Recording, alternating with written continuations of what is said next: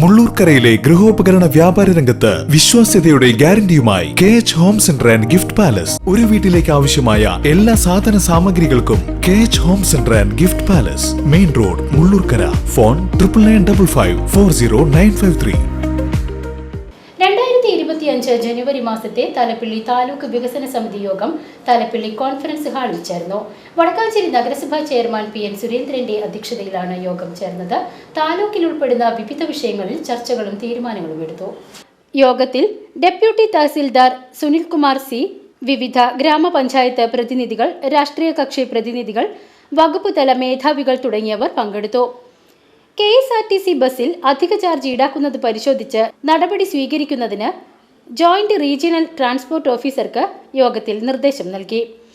Cheruthuruthy police സ്റ്റേഷനിൽ നിന്നും പുറകിലേക്ക് പോകുന്ന റോഡിൽ ഗതാഗത തടസ്സം സൃഷ്ടിച്ച് ടിപ്പർ ലോറികൾ പാർക്ക് ചെയ്തിട്ടുള്ളത് പരിശോധിച്ച് നടപടി സ്വീകരിക്കുന്നതിന് ചെറുതുരുത്തി സ്റ്റേഷൻ ഹൗസ് ഓഫീസർക്ക് യോഗം നിർദ്ദേശം നൽകി.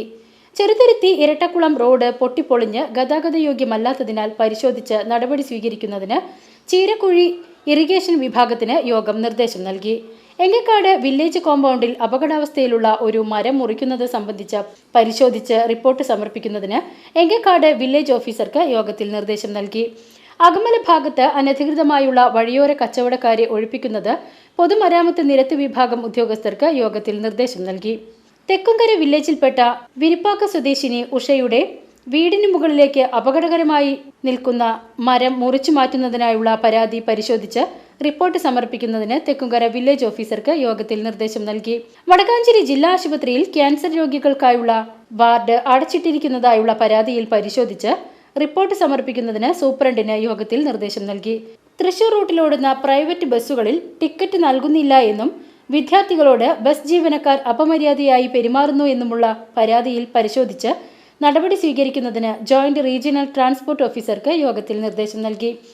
അകമല ദേശത്ത് തെരുവുനായ്കളെ സംരക്ഷിക്കുന്നതിനായുള്ള കേന്ദ്രം അനധികൃതമായി പ്രവർത്തിക്കുന്നതായുള്ള പരാതിയിൽ ഈ കേന്ദ്രം അടച്ചുപൂട്ടുന്നതിനായി നോട്ടീസ് നൽകിയിട്ടുള്ളതാണ് എന്ന് നഗരസഭാ ചെയർമാൻ യോഗത്തിൽ അറിയിച്ചു.